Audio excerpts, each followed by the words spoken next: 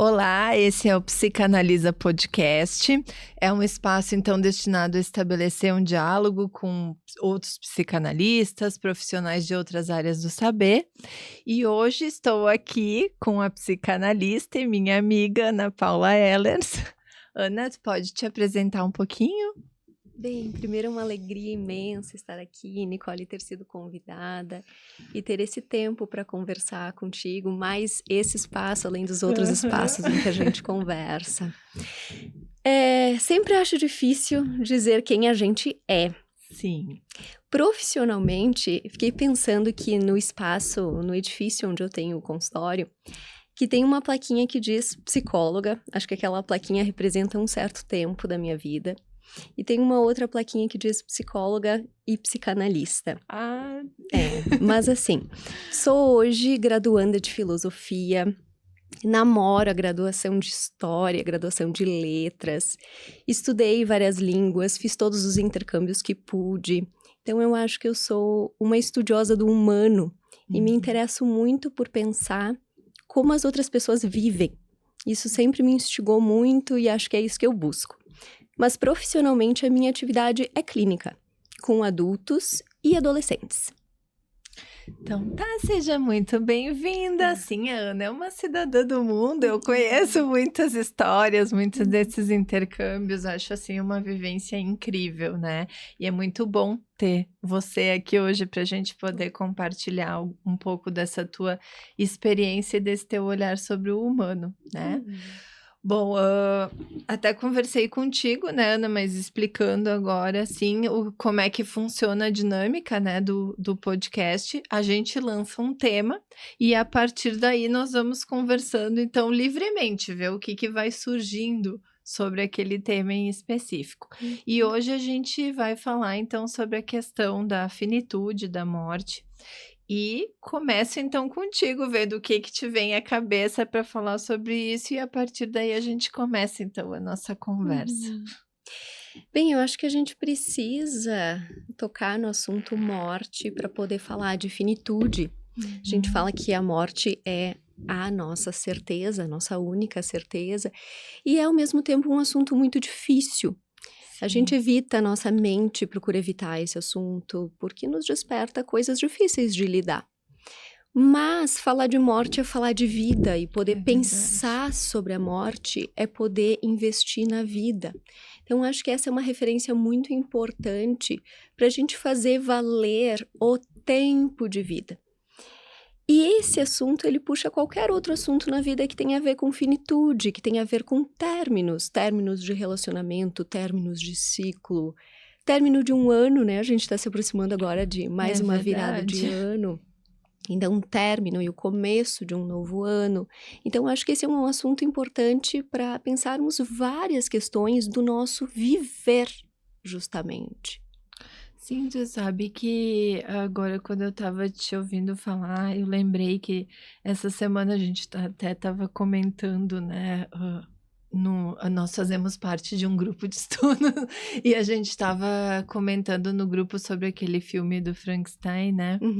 E eu, depois de assistir, assim, ao filme, eu fiquei pensando justamente, né, até comentei, nossa, como deve ser pesado ter uma vida eterna, né? Não morrer nunca, porque eu acho que é isso, ao mesmo tempo que a morte traz mesmo essa conotação de que, né, pesada, assim, de fim, que as pessoas às vezes têm toda essa dificuldade mesmo de falar sobre o assunto, acho que é uma palavra até evitada, né? Mas o quanto é ela que nos faz, de alguma maneira, estar vivos, né? Porque eu fico pensando o quanto poderia ser mortal mesmo a vida eterna, fazendo um paradoxo nesse sentido, né? Então, acho bem interessante a gente poder dar esse sentido, né, de vida para a própria morte. Bom, um sofrimento imenso a ideia de uma vida eterna, por mais que em algum momento se fale sobre isso, ou se pense que vamos alcançar tecnologias, que o ser humano não vai mais morrer. Acho que no fundo, ninguém quereria isso, ou quando tem essa ideia, não tá de fato podendo se conectar com como seria. E ter a noção do fim nos ajuda a aproveitar, ter a noção de que o final de semana acaba, nos ajuda a aproveitar aquele tempo, as férias acabam. Os ciclos na vida, né? Os próprios ciclos do desenvolvimento precisam de uma certa noção de fim. O fim do tempo das fraldas para uma criança. É preciso que os cuidadores suportem o fim daquele tempo para que esse ser humano possa se desenvolver. É verdade. Tu sabe que eu fico pensando nessa questão do fim, o que que a gente observa muitas vezes até na clínica, né? A diferença de quando a pessoa consegue lidar com essa possibilidade dos fins dos ciclos da vida mesmo, dessa questão do crescimento, dessa perspectiva de desenvolvimento, e como fica quando algo está fixado, assim, a não querer ultrapassar aquele momento, né. Eu brinco às vezes que, assim como quando a gente era pequeno, quando crescia rápido, diziam que tinha dor do crescimento, né, Uhum. dos joelhos, enfim.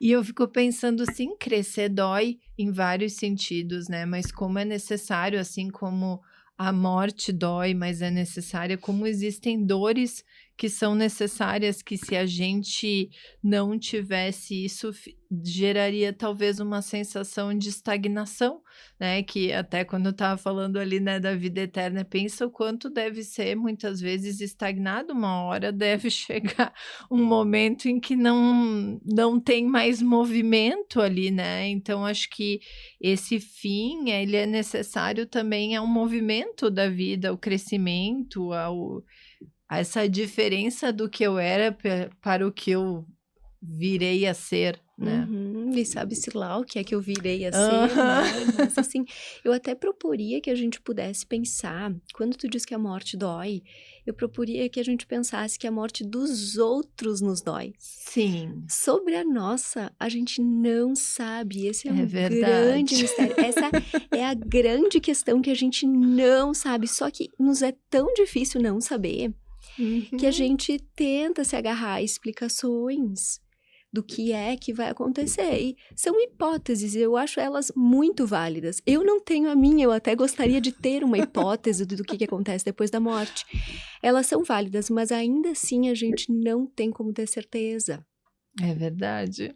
Tu sabe que isso é muito interessante, porque eu já fiz às vezes, parece uma coisa até meio estranha, assim, mas enfim, até de fazer um movimento, né, "Nossa, será que como que vai ser quando eu morrer? Quem será que vai estar presente, né? Quem será que vai ter gente que vai sentir minha falta? Será que não?" Acho que a gente acaba ficando imaginando coisas, e eu penso que vai muito no sentido do que tu tá trazendo, assim, de a gente tentar ter um certo controle, vamos dizer assim, sobre uma coisa que a gente não tem controle nenhum, né. Uhum. E, bom, tu sabe, né, eu acabo estudando bastante a Pierre Lanier, que é uma psicanalista, e ela fala muito que uma das maiores dificuldades que a gente tem na vida e uma das maiores necessidades, ao mesmo tempo que a gente possa lidar, é com a imprevisibilidade e com a dúvida. Porque ela diz que a nossa tendência vai sempre ao contrário disso, de querer ter certezas. E eu acho que a morte é o que deixa a gente mais diante, assim, desse imprevisível, dessa dúvida de não fazer ideia do que vai acontecer ou de quando vai ser, como vai se dar. Então acho que isso acaba mobilizando demais a gente nesse sentido também, né. É, me ocorreu agora que parece ser o que nos conecta radicalmente, lembra que somos radicalmente parte da natureza, que como qualquer Sim. outro ser da natureza que nasce, cresce, se desenvolve, morre. Que isso a gente não supera, a gente não tem domínio, a gente tem domínio ou acha ter domínio sobre tantas outras coisas. E sobre a morte, somos como qualquer outro animal, como qualquer outro vegetal, a gente vai morrer, a gente é finito. E isso nos conecta com a nossa vulnerabilidade. E não é Muito. gostoso de nos darmos conta disso, né? A gente não queria enxergar coisa assim, que a gente é pequenininho, que a gente é frágil. A nossa vida tá ameaçada o tempo todo. É verdade, o tempo todo nós estamos aí à mercê, e eu acho que é interessante isso que tu traz, porque essa é uma outra dificuldade nossa, né, a nossa tendência, assim, de uma certa onipotência, dessa questão do humano, de se sentir muito poderoso, muito superior à natureza e aos animais, só que no fim das contas é isso, né, nós estamos sujeitos aos mesmos fenômenos. E Sim. poder se deparar com isso também é algo que mobiliza demais, né. E torna a vida valiosa, eu É acho que é esse o verdade. ponto, é nisso que conecta com o assunto vida, porque aí a gente é relembrado do quão valioso é o tempo que temos.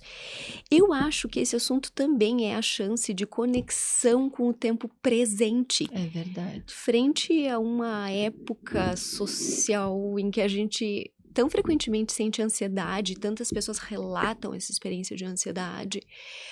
Talvez ser relembrado disso, de que tudo que a gente tem é o tempo presente, tem um lá na frente que a gente não Não sabe, faz que ideia. programar algumas coisas é interessante, Uhum. pensar no futuro, até um certo ponto é interessante e importante, mas sem que a gente esqueça que tudo que a gente tem é esse momento, que estamos eu e tu aqui, É o que eu tenho é verdade. isso, e na verdade, ninguém de nós sabe se atravessa o dia de hoje, se É vai dormir na própria verdade. cama hoje. É verdade. Então, tem algumas coisas que eu posso programar para a semana que vem, mas tem outras que vamos vendo como a vida anda.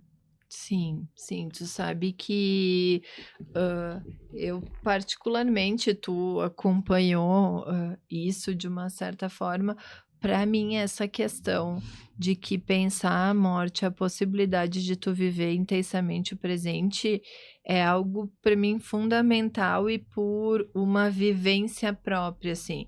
Eu acho que pelas, questões de saúde, enfim, que eu tive, eu acabei me defrontando com um risco mais real, assim, não real, porque todos nós estamos diante desse risco, mas eu acho que como a gente nega o tempo inteiro essa questão da morte, quando vem um diagnóstico que te aproxima, é quase como se tu olhasse verdadeiramente para pela primeira vez, assim, para isso que é uma verdade absoluta, de que tu vai morrer em algum momento, mas parece que naquele momento aquilo se aproxima de uma forma diferente. E para mim, particularmente, costumo dizer isso para muitas pessoas, assim, essa aproximação fez toda a diferença na minha vida. Então eu Uhum. concordo muito contigo com essa questão de que talvez é a forma que a gente se aproxima da vida mesmo, porque parece a gente sabe isso até psicanaliticamente, né, aquilo do senso comum que às vezes tu vai dar valor quando tem o risco de perder, isso é real, né. E de alguma forma, para mim, eu considero que a principal transformação que eu tive nesse sentido foi de viver o momento, assim, mas viver o momento de verdade, não, né, porque muitas vezes a gente vê que no dia a dia as pessoas estão vivendo, mas estão um pouco desconectadas de tudo, né, essa coisa do automático. E para mim, eu estabeleci uma nova filosofia de vida, assim, de eu quero viver intensamente alguns momentos. Não vai dar para ser o Uhum, tempo todo, né, a uhum. gente tem obrigações, deveres, coisas, enfim, que precisam ser feitas, mas eu acho que quando tu tá num momento, principalmente um momento que tá conectado com aquilo que é mais prazeroso e mais importante para ti, esteja realmente presente, né. A gente falava antes até de começar da questão do celular, o quanto às vezes o celular é um meio que desconecta a gente daquele meio, né. Tu tá ali naquele momento, mas tu não tá. E a importância de ter esses momentos de desconexão, conexão ao mesmo tempo, né, Uhum. desconecta das demandas e te conecta com aquela vivência, com aquilo que tu tá experienciando naquele momento. Acho que isso é uma das coisas que faz toda a diferença no processo de vida. É tão intensa essa experiência com o celular que nos leva para tantos outros lugares e muitas vezes Uhum. positivamente, mas todos nós passamos pela experiência de por vezes pegar o celular e não sabermos mais por que é que tínhamos pego o Aham, celular, é porque nos verdade. levou para sabe-se lá onde, menos para onde a gente queria estar ou pretendia Uhum. estar. Então essa crítica do nosso uso das tecnologias com certeza é muito valiosa nesse sentido. Eu fiquei pensando numa frase da Clarice Lispector que diz que a maioria das pessoas está morta e não sabe. Então, morto em vida. Uhum. E o que tu dizia das tarefas que a gente tem, as coisas, as responsabilidades. Então, sim, nós não vamos o tempo inteiro estarmos conectados com o momento presente. Mas eu acredito que ainda assim, dentro das tarefas, a Sim. gente ainda... Mas aí acho que já passa muito pelo sentido que aquilo faz para cada um. E aí é toda uma outra história que a gente pode puxar num outro momento. Mas enfim, este assunto... Poder falar sobre a morte nos permite falar sobre qualquer outro assunto. Se a gente falar do mais difícil, a gente consegue falar de qualquer outro assunto. Agora, se esse assunto está emperrado, e eu digo dentro do indivíduo mesmo, das suas reflexões sobre si, se esse assunto está impossível, vários outros assuntos ficam impossíveis. É verdade. Isso faz muito sentido mesmo, porque eu tô pensando, né, o quanto talvez isso às vezes é falado quando já se tá muito perto da morte mesmo, né. E Uhum. até nesses momentos, se a gente for pensar, fiquei pensando até às vezes quando tu tá, até com algumas pessoas, né, no próprio trabalho, quanto em alguns momentos que tem uma aproximação real mesmo da morte, até nesses momentos se torna difícil falar sobre, né. E aí, às vezes, a gente escuta que vem movimentos do tipo: "Vai ficar tudo bem, as coisas vão se ajeitar", e eu acho que a gente também tem que lidar que em alguns momentos não fica tudo bem, que as coisas não se ajeitam, é uma coisa necessária. Porque às vezes não fica tudo bem, às vezes a gente tem uma possibilidade sim, mas às vezes a gente precisa lidar mesmo com a dor de algumas coisas, né. Eu acho que a gente está pensando na possibilidade sim, de que alguns fins significam um novo, uma outra oportunidade, embora muitas vezes um fim definitivo também signifique oportunidades, no caso da morte, por exemplo, né, Uhum, de alguém, uhum, mas eu acho que a possibilidade disso, da gente tem sempre esse movimento de negação, parece, aquilo que a gente sente que não vai ter um controle sobre aquilo que a gente pode mudar de acordo com a nossa própria vontade, vem esse movimento de negação. Quando na verdade, às vezes, a gente precisa justamente lidar com isso, que a gente tem um limite. Nosso corpo defronta a gente muito com isso, uhum. né. A natureza que tu falava antes coloca a gente diante disso. Nós vamos só até um ponto e isso é muito difícil de lidar também. Tem fim, né, as árvores do mundo têm fim, elas não são infinitas, sim, elas podem ser plantadas e vão crescendo, mas a gente tem como chegar ao fim das árvores, mas é É. muito difícil de ser pensado. Antes, quando tu falava, mencionava algo sobre fim de relacionamento, eu fiquei pensando no cuidado a mais que me parece que envolve um relacionamento quando as pessoas têm claro que aquela relação pode terminar. Verdade. Dentro de uma amizade, mesmo relações familiares, quando as pessoas conseguem conceber a ideia da morte do outro, mas do possível afastamento do Uhum. outro. As relações em que se está achando que o outro está ali para sempre, que está garantido, que não há risco, normalmente são relações abusivas, de violências, de submetimento do outro, porque o outro não vai a lugar algum. Isso está Uhum. garantido, isso é até o fim da vida, se é que se concebe a ideia de fim de vida. Mas então, esse momento atual em que a gente vai podendo transitar por diferentes relações, né, que o casamento não é mais para durar até a morte, talvez nos leve a cuidar mais das relações. Tu sabe que isso dos relacionamentos eu acho fundamental a gente pensar mesmo nessa possibilidade, porque eu acho que mais uma vez entra naquilo do valor que as coisas ganham quando tu percebe que elas podem ter um fim ou que tu pode perder. né? E o quanto às vezes a gente vê que até as pessoas acabam valorizando a relação que tinham depois que ela Uhum, terminou, uhum. né? E de a gente pensar justamente isso, porque o que eu vejo até no atendimento com casais é muito isso. O quanto em algum momento chega a sensação de que, ah, tá, estamos garantidos, né? Estamos juntos, conquistei, então de agora em diante é só viver automaticamente. Eu acho que tudo que a gente entra nessa vivência que não é mais pensada, que não é mais trabalhada de alguma forma, é um problema, seja num relacionamento, seja na nossa própria vida. Se a gente perde esse, vai ficar até redundante, né, mas se a gente perde esse medo de perder, parece que aquilo entra num é mais um dia. Aí se perde também aquilo que tu falava, né, de viver verdadeiramente o momento presente. Eu acho que isso acontece nas relações também.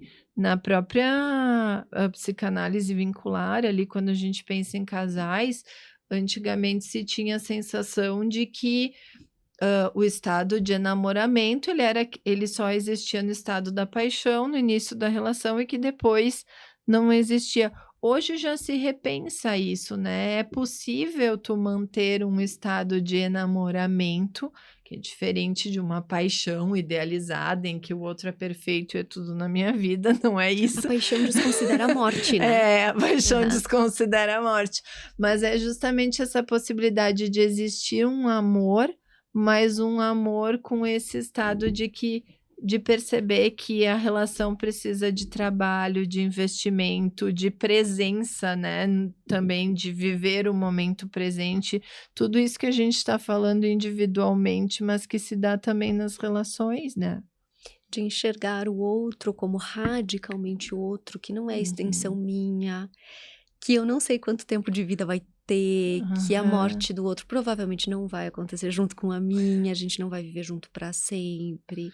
É Mas acho que isso verdade. tem tudo a ver com o desenvolvimento e os primeiros tempos de vida, né, Nicole, que a Sim. psicanálise nos ajuda a pensar e que me parece que a psicanálise tem intervenções possíveis sobre isso, que é a importantíssima separação eu e o outro. Uhum. Eu acredito que a separação eu e o outro, ela precisa passar por uma consideração da morte, e que é os cuidadores que vão transmitir isso. Ali já nos tempos de um bebezinho, que quando a mãe começa a dizer que o bebê já consegue tolerar que a mãe diga: "Mamãe já vai, mamãe tá aqui só terminando de a mamãe já vai, tu espera um pouquinho". Então, essa gradual separação. E eu acho fantástico quando os pais conseguem passar para o seu filho uma ideia de que é preciso que ele aprenda certas coisas ou desenvolva certas coisas, porque aí o cuidador diz: "Eu não vou estar para sempre aqui". É verdade. Eu acho que é a consideração de que não vai estar para sempre juntinho, mas não, também que não vai estar Não sempre vai estar nesse pra sempre. mundo, É não vai estar para sempre verdade. vivo. E acho que um cuidador que não consegue transmitir, suportar isso e querer que o seu filho se desenvolva apesar de mim, apesar das minhas ausências muitas, agora e no futuro, que essa criança fique emperrada, fica com o seu desenvolvimento emperrado. É verdade.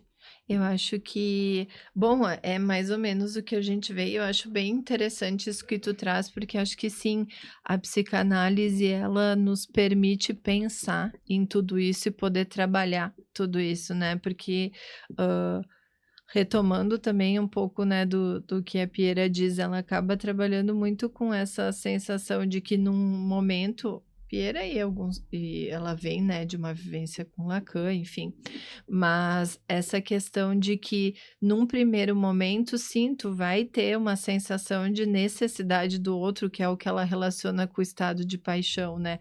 Não posso viver sem, não consigo viver sem, não tolero a tua ausência. E isso está muito relacionado a um estágio lá inicial do bebê que sim, num dado momento ele não conseguiu viver sem e cada ausência a gente vê às vezes, né, no choro desesperado do bebê, aquilo tem uma sensação de terror que a gente não lembra quando era bebê, mas provavelmente uma separação parecia que o mundo ia acabar, né, Uhum. quando parecia intolerável.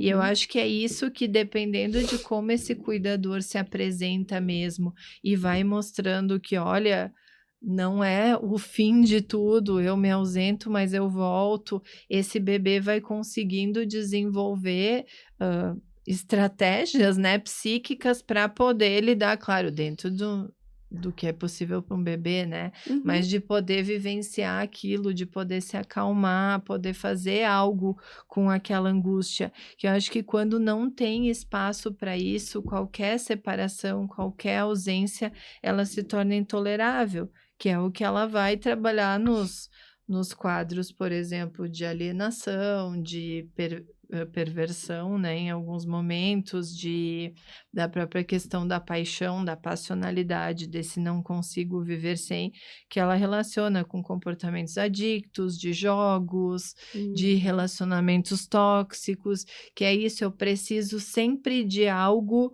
que mascare justamente isso que a gente dizia, que a vida é imprevisível, que existem ausências, que existem fins, e é quase uma tentativa de tentar o tempo inteiro negar isso, né, e tá preenchendo com alguma coisa, só que aquilo nunca dá conta, então por isso que se torna cada vez mais compulsiva a busca por aquilo que tu tenta colocar nesse lugar, né. Uhum. Acho que também tem aí a necessidade de tolerarmos que a vida é frustrante. E Sim. talvez os coaches fizeram muito sucesso, pegando, assim, uma ideia de que se a gente se organizar bem, se a gente planejar bem, fizer aqui um planejamento estratégico, você vai alcançar, você faz a rotina da manhã, e aí você vai alcançar os seus objetivos e vai ter sucesso, sabe-se lá o que que é isso, né. Mas viver é frustrante e em meio às frustrações a gente pode ter esses momentos de presença, de verdadeira felicidade, momentos de verdadeira realização e várias outras coisas difíceis com o que se lidar. As nossas relações são de amor e ódio, a gente não gostaria de pensar Aham. sobre isso, mas é amor e ódio imbricados, e a gente vai tentando fazer o melhor com isso, dentro dessa realidade, né. Sim, até porque existe, né, falando disso, né, que a gente estava falando do que não se é falado, não se fala mesmo de ódio, não se fala de raiva, de inveja, parece que são, hã, palavras que precisam ser evitadas, né, a gente Uhum. escuta às vezes as pessoas: "Não, mas eu não tô sentindo isso, não, mas eu não tô com ódio, eu não tô com raiva, eu não senti inveja". Tá, e qual é o problema de sentir tudo Uhum. isso, né? É isso que nos torna humanos mesmo, mas como parece que a gente tá sempre tentando negar que existe esses 2 lados da coisa em qualquer situação, se existe na vida, se existe aí a dupla vida e morte andando junto o tempo inteiro, vai existir amor e ódio andando juntos o tempo inteiro e tantas outras duplas que andam Uhum. juntas o tempo todo, né. Sim, sim. E acho que muitas vezes, voltando ao assunto do uso das tecnologias, das telas, principalmente a tela do celular, que está conosco o tempo inteiro, isso é uma coisa que muitas vezes se sente, eu não tenho como estar sem. Onde é que está o meu celular? Já é quase extensão do nosso corpo. Então, acho que muitas vezes as telas entram nisso para tamponar esse buraco. E aí a gente vai encontrar, a gente vai fazer uma busca, a gente vai encontrar. Agora com certos aplicativos de pesquisa, eu tenho uma pergunta na minha mente, eu não tolero mais nem a pergunta que tem aberto, e eu estaria num outro momento levantando hipóteses, conversando com alguém, perguntando: "Nicole, o que que tu acha de tal questão que eu tô pensando?". Não, eu vou lá para o aplicativo, eu faço a pergunta e ele me dá tudo, a informação toda, nem sempre correta, Aham. mas muita informação. Sim, inclusive muitas vezes a gente vê, né, que as pessoas estão perguntando, por exemplo, para uma inteligência artificial o que devem fazer numa determinada situação. Parece que é isso, né, não tem esse momento da dúvida, de poder ponderar, de poder, vamos dizer, sustentar que por um tempo tu não vai saber o que fazer, que tu vai precisar e que tu tá sujeito a errar, tá sujeito a te frustrar. Parece que tem quase uma tentativa de me dar a fórmula mágica, o caminho certo em que as coisas vão dar certo, em que eu vou conseguir lidar com essa situação. E claro, a inteligência artificial vai dar, né? Mas isso não quer dizer que exista mesmo essa solução, isso também é uma Aham. ilusão. A gente está sempre em busca de ilusões para tentar acalmar tudo isso que a gente está falando, né? E talvez eu penso que a inteligência artificial também está surgindo, vai ser inclusive o tema do próximo podcast, É. dando Uhum. spoiler, Muito bem. mas nesse sentido, assim, né, de justamente vender essa ilusão de que existe resposta para tudo, e Uhum. não existe resposta para tudo, e eu acho que isso às vezes também é o que a gente vai trabalhar muito num processo de análise, né. Às vezes, quantas vezes as pessoas nos convocam, assim, como se quisessem uma resposta a respeito de quem elas são ou o que elas devem fazer, e a gente não tem como dar isso, né. E acho que muito do que um processo psicanalítico faz é ajudar o sujeito a se responsabilizar por si, pelas próprias escolhas, pelo que faz com as questões positivas e com o seu sofrimento, inclusive, o que faz com o seu sofrimento que está sofrendo e a gente reconhece. Mas o que que se faz com isso? A questão das escolhas ela é importantíssima, porque ter noção de que o nosso tempo de vida é limitado e que a gente, na verdade, não sabe quanto tempo tem, nos ajuda muito a nos ressituarmos com relação às nossas escolhas. É verdade. Quando eu me apresentei, eu disse assim: "Ah, eu tô namorando a graduação de História, a graduação de Letras, porque eu tenho uma lista de coisas que eu quero estudar no futuro". Vai dar? Não, não vai dar para estudar tudo isso e eu vou ter que escolher. E talvez a morte me surpreenda e as coisas fiquem pela metade, tudo fica, né. Essa é uma questão interessante. Quando a morte chega, a gente tem em casa roupa para lavar, como assim? Aham. Tinha roupa para lavar no cesto, tinha É o lixo para verdade. recolher, tinha uma mensagem para responder para alguém, algo que não foi dito. Então são questões interessantíssimas, né, então também poder pensar isso, assim, acho que quem passa por um diagnóstico tem uma chance, se puder suportar a ideia da própria morte, tem uma chance de pensar algumas coisas que gostaria que fossem feitas. Eu até quero ler um poema depois, no finalzinho da nossa conversa. Uhum. Eu não vou ler um trecho do poema que eu vou agora contar, que é um poema do Fernando Pessoa, mas tem um trecho que ele fala que depois da morte ele não tem preferências para um tempo em que já não há preferências. Então, Sim. nesse poema há essa ideia.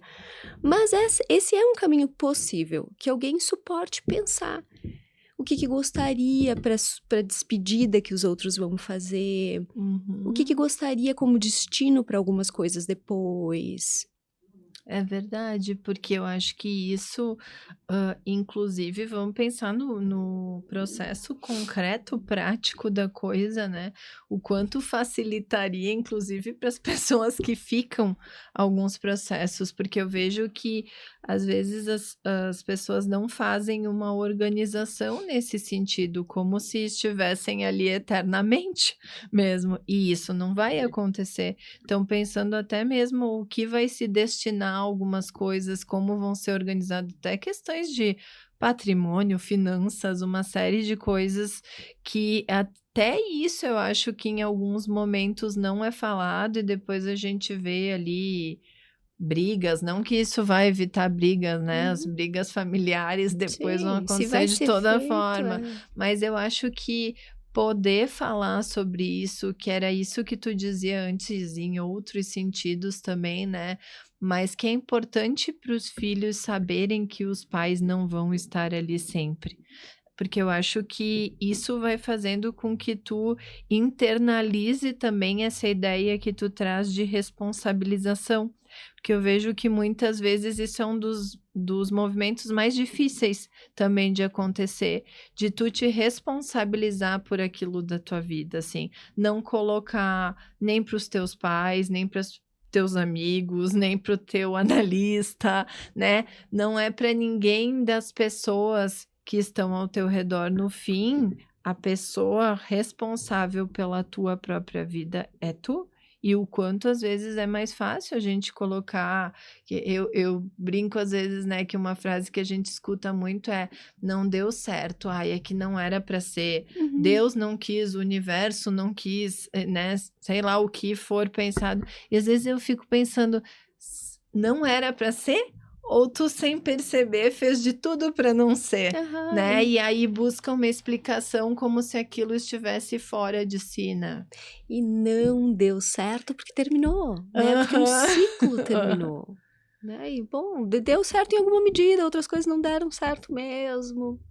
Mas fico pensando que esse assunto de ter algumas ideias para depois da sua morte, eu acho assim, que cada um tem que viver isso com liberdade, de se Uhum. quer pensar, se não quer pensar, se façam o que bem entenderem. Sim. Eu tenho uma amiga que me diz que quando morrer ela quer roda de samba no velório dela e não fiquem chorando, é roda de samba então, né, já tô com a roupa de ir. Eh, mas fico pensando que um dos assuntos é a questão de se cada um é doador de órgãos. É Tem verdade. gente que nunca se propôs a pensar sobre isso, que ninguém sabe sobre. Eu tenho dentro da minha carteira um papelzinho feito à mão, assim, sou doadora de órgãos. É E verdade. então várias coisas que se passam por aí. Depois a família, quando não sabe, normalmente as famílias costumam ter bastante dificuldade para tomar essa decisão. Se vai ser respeitada a decisão, a gente não sabe, né? Mas enfim. Sim, é isso, né, a gente não tem isso entra que a gente não tem controle nenhum, a gente pode falar, pode verbalizar, não sabe, não estaremos mais aí para ver o que que aconteceu Uhum. com aquilo que a gente falou, mas tu sabe que essa questão que tu pontua da doação de órgãos, eu acho que é algo fundamental mesmo. Eu lembro que uma época eu fiz até um curso mais voltado à psicologia hospitalar, numa outra época Uhum. da minha Um vida, outro ciclo um outro ciclo, né, que que se também encerrou, se né? encerrou. Que se encerrou, mas que tem frutos até É hoje que tu consegue verdade. lembrar e usar hoje, né? Aham. E eu lembro que na época a psicóloga que estava falando sobre estava dando o curso, ela falou muito dessa dificuldade que se tinha quando recebiam as famílias para conseguir liberar, porque o processo, claro, aí ela explicou tecnicamente, não vou entrar nos pormenores, mas é algo muito minucioso, assim, que precisa de alguns movimentos bem importantes nesse sentido, e que essa conversa com a família, esse processo de liberação, ele precisa acontecer ao mesmo tempo que essa família está lidando com uma dor muito intensa, com uma dúvida muito intensa, né, porque eu acho que mais uma vez entra a dúvida, isso tá aí sim, que acho que vem aquelas fantasias, né, que envolve, por exemplo, uma morte cerebral de morreu mesmo, mas será que estou fazendo a coisa certa, né, e eu acho que são assuntos que não são falados e eu compartilho contigo, assim, volta e meia eu digo: "Ó, só para lembrar Uhum. quando eu morrer, né, se for possível, eu quero sim ser doadora de órgãos, mas eu acho que são coisas que parece tanto que tem brincadeiras até no nosso dia a dia que a gente vê agora, eu lembrei que eu olhei a mesa aqui de madeira, que as pessoas quando falam na sua morte ou na morte de alguém, "ai, bate na madeira", não vou bater senão vai dar um barulhão Aham. aqui, mas fica essa coisa de tipo, bate na madeira, tipo, não se fala sobre isso, isola. Então eu acho que esses pequenos movimentos que a gente vê no dia a dia mostram a dificuldade de lidar com isso, né. Isso, e a gente vai brincando, né, fiquei Ah. pensando inclusive na minha brincadeira, assim, dizendo da futura morte da minha amiga que eu já tô com a roupa de ir. Essa é uma brincadeira que a gente faz pra suportar o fato de que eu não sei se eu não vou morrer antes dela, eu não sei se não é ela que vai no meu velório, né, embora ela seja muito mais velha do que eu, não sei se não é ela que vai no meu velório, tomara que ela já esteja com a roupa de ir então, né. Então a gente brinca, mas que em algum momento as nossas mentes consigam conceber esse assunto. Que a gente possa pensar junto, talvez sozinho fique muito difícil, como é mais leve, assim, poder É pensar verdade, junto, é construir verdade. junto. E tu sabe que tu falou sobre essa roupa, e eu lembrei de uma coisa, acho que hoje não acho que isso já não é tão corriqueiro, mas não sei como é que era na tua família, mas nas famílias dos avós, enfim, os mais antigos, a gente via muito que às vezes a pessoa tinha separadinha a roupa para quando fosse morrer, ou às vezes tinha aquelas coisas que é outra brincadeira que a gente faz, né, de ter algumas coisas guardadas para quando acontece, assim. Uhum. Então tinham às vezes panos de prato, toalhas, lençóis, roupas mesmo, uma série de coisas ali guardadas para um momento especial. E eu acho que isso também conversa com o que a gente está falando. O que que é esse momento especial que a gente fica aguardando muitas vezes, né? O que que é isso que a gente entra num movimento de quando isso acontecer, quando eu chegar lá, naquele dia eu vou fazer algo, ou eu Uhum. vou usufruir de algo. E aí entra isso que tu tá dizendo, tu não faz a menor ideia se tu vai chegar nesse dia que tu tá falando. Então, Sim. por que ficar guardando tanta coisa? E aí tô falando de coisas práticas, mas a gente pode dizer de coisas internas, potenciais, sonhos, ideias, uma série de coisas que a gente fica aguardando, esperando o momento oportuno para aquilo, que a gente nem sabe se ele vai acontecer. Uhum. O especial é o hoje, é o agora, é o que a gente tem agora, é estarmos aqui.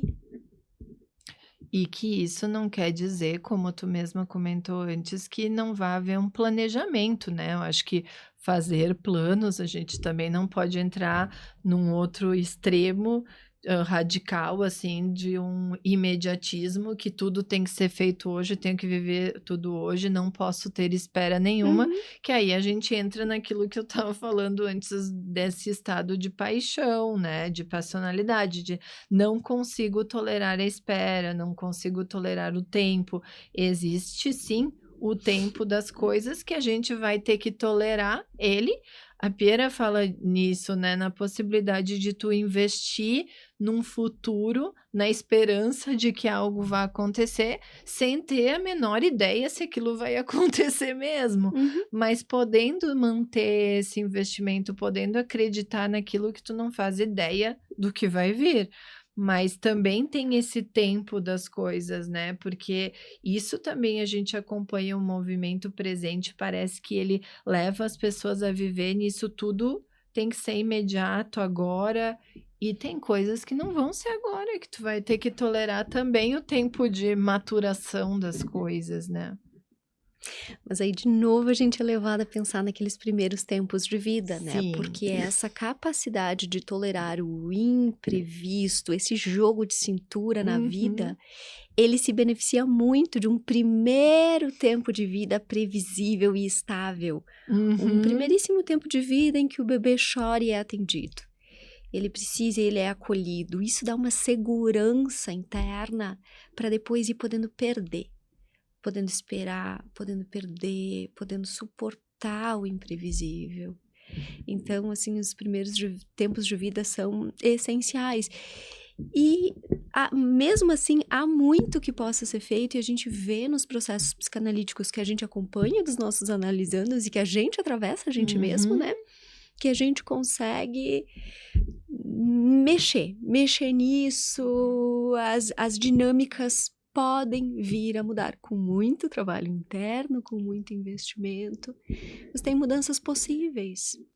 Sim, eu acho que a gente isso que tu fala é bem importante, até quando a gente pensa em termos de psicanálise, né, porque eu acho que às vezes, fica essa distorção da ideia do que é a gente pensar esse tempo passado, né, que não quer dizer que aquilo é, vamos dizer, completamente irreversível e quase uma sentença de vida, né. Acho que existe algo, vamos dizer assim, uma potencialidade, existe uma tendência a, mas não quer dizer necessariamente que aquilo está destinado e que é uma sentença e que a Uhum. pessoa não pode fazer nada sobre isso. Mas é interessante porque, retomando o que eu estava falando ali da Pieira, quando fala, ela diz que a dúvida ela só pode existir porque houve um tempo de certeza, que é isso que tu fala, né, teve que ter essa segurança, esse acolhimento, esse holding, né, dessa figura cuidadora, que vai fazer com que aquele bebê tenha internalizado essa sensação de que algo foi satisfeito, né, para que ele possa buscar e possa se aventurar aí no decorrer da vida. E como a gente vê a diferença que isso faz das pessoas poderem enfrentar algumas decisões, algumas coisas quando tem essa sensação internamente e quando não tem. Porque o que ela diz é que a dúvida em excesso, ela também é adoecedora, né? Quando se torna imprevisível demais no sentido de eu busco recursos, tento achar algo aí internamente, não encontro um suporte para isso, também pode se tornar intolerável, né? Encarar esse não saber. Uhum. E eu acho que a análise vem muito a contribuir nesse sentido, até porque nos novos vínculos que a gente vai estabelecendo, inclusive na relação com o analista, a possibilidade de algumas coisas nesse sentido virem a se transformar, né? Uhum. Sim, dentro da relação. Ganhando novos sentidos, né? Sim, e em relação ao processo psicanalítico, frente ao que dizem, assim, que a psicanálise demora muito, eu acho que um processo psicanalítico pode perdurar no tempo, pode vir a ser um processo longo, mas eu esperaria que houvesse efeitos em cada sessão, que cada sessão possa trazer algum efeito. E que cada um vai levar pelo tempo que lhe fizer sentido. Uhum.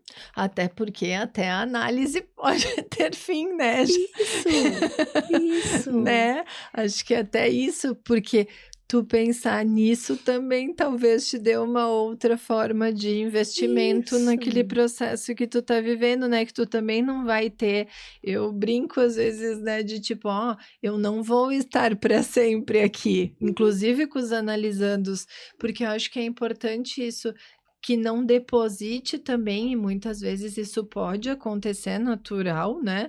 A gente tem essa tendência, como a gente diz, todos nós em alguns momentos tivemos e buscamos a sensação de ter alguém que vá atender aquilo que a gente precisa, e eu acho que às vezes existe assim, né, uma confiança nesse sentido, não, tu vai estar aqui comigo me ajudando quando eu precisar. Só que isso até o analista, assim como os pais, como qualquer outra pessoa, não vai estar aí sempre, né? Então, a importância de a gente poder ir desenvolvendo também essa capacidade de conter algumas coisas internamente sem a presença do outro, né? Uhum. E o fim da análise não precisa ficar nas mãos exclusivamente do analista, que vai. Eu realmente não gosto da expressão dar alta, assim, acho que não também combina. Não gosto de dar alta. Mas então não precisa ficar nas mãos do analista. O analisando tem o direito de decidir que acabou. Quando é o fim, né? Acabou, às vezes volta, interrompe, acabou. Tudo bem, né? Acho que a gente também tem que tolerar o fim, né? Eu acho que nós, como analistas, também precisamos sustentar isso com o analisando, porque se o fim for intolerável para nós, o que a gente vai estar passando nesse sentido, né? Sim. Ana, a gente está assim caminhando para o fim, já que estamos falando de fim. E então, tu tinha mencionado, né, que teria um poema. Vamos à leitura do poema. Então, esse é o início de um poema do Fernando Pessoa. Uma parte final já contei, uma outra vai ficar em aberto, mas ele se inicia assim, então. Quando vier a primavera, se eu já estiver morto, as flores florirão da mesma maneira. E as árvores não serão menos verdes do que na primavera passada. Sinto uma alegria enorme ao pensar que a minha morte não tem importância alguma. Se soubesse que amanhã morria e a primavera era depois de amanhã, morreria contente, porque ela era depois de amanhã. Se esse é o seu tempo, quando ela havia de vir, senão no seu tempo? Ai, que lindo! E é isso, né? São os ciclos. Nós fazemos parte desses ciclos mesmo, né? E acho que é essa possibilidade de tolerar também a nossa ausência, né? Isso, exatamente. É uma alegria fazer parte dos teus ciclos. Foi muito bom estar aqui. Obrigada, Ana. Foi um prazer te receber. Sempre muito bom conversar contigo, né? A gente conversa muito fora daqui também. Então, obrigada por ter aceito o convite. Bom, quem quiser entrar em contato com a Ana Paula, vocês podem acessar então o Instagram do Psicanaliza Podcast, mandem um direct por ali, uma mensagem que responderemos com o contato da Ana, tá bem? Novamente, muito obrigada. Obrigada, um Até abraço pra mais.